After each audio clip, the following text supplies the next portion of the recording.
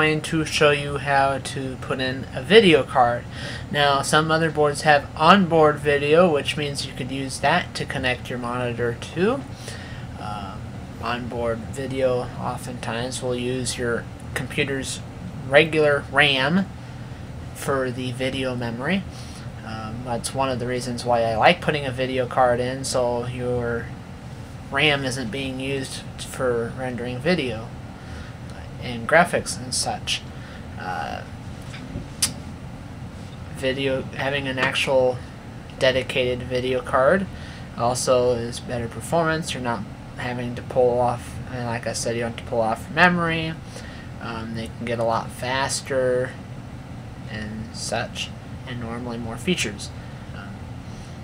And if you're a gamer, you're probably going to be wanting to put a dedicated video card in and not an onboard video.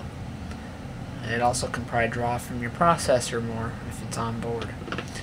So anyway, enjoy. Okay, now we're going to put in the video card. There it is. It's like a Radeon HD 4670, I think.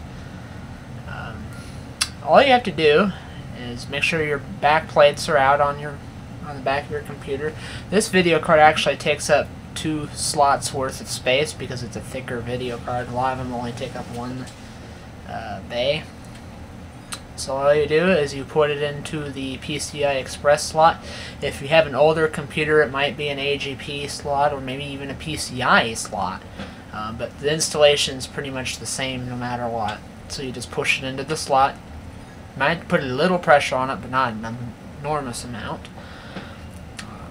Once you have it in the slot, then all you have to do is screw it in. This one, since it's 2 bays, requires 2 screws.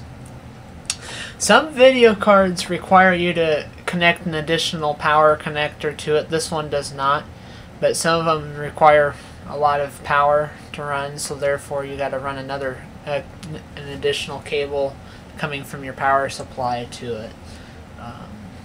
I'll show you that later on down the road because I haven't put the power supply in yet. So anyways, you can tell I'm screwing this in. Just make sure the connection is secure.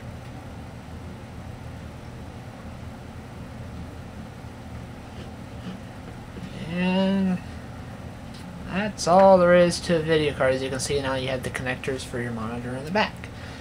Since this has onboard video already, you're going to just use the video card's connectors.